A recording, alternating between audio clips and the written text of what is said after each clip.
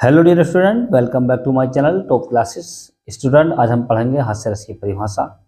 Student, आपको हास्य रस की परिभाषा बोर्ड एग्जाम में 2 नंबर की आती है। यदि आप इसे सही तरीके से लिख देते हैं तो आपको 2 में 2 नंबर मिल जाते हैं।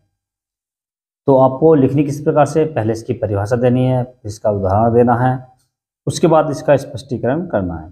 3 भागों में लिखी जाती है, तीनों भाग आपके एकदम सही होने चाहिए।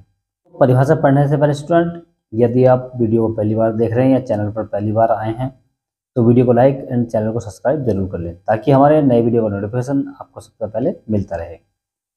स्टूडेंट, हास्य रस उसे कहते हैं जब हम किसी वस्तु को देखकर हंसने लगते हैं या किसी की बातों को सुनकर हंसने लगते हैं या हम कुछ गाकर अपने ही मन में हंसने लगते हैं।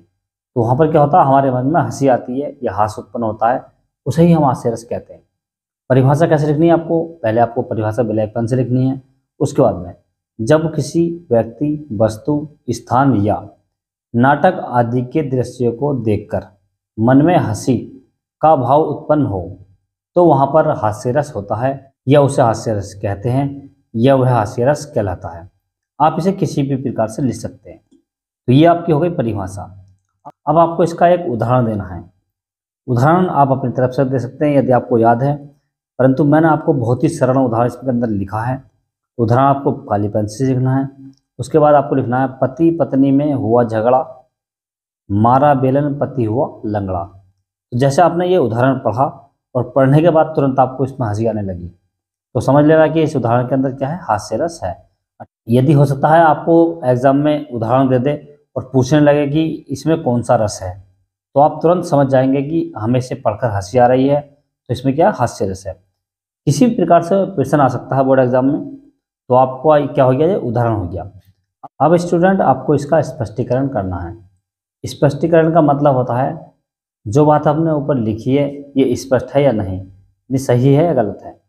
तो स्पष्टीकरण में स्टूडेंट, नंबर 1 स्थायी भाव। स्थायी भाव क्या था, इसका हास्य था। नंबर 2 विभाव, आलंबन, विकृत व्यक्ति, उद्दीपन, विचित्र वेशभूषा, चेष्टाएं आदि। नंबर 3 है अनुभाव। अनुभाव का मतलब क्या, हंसना।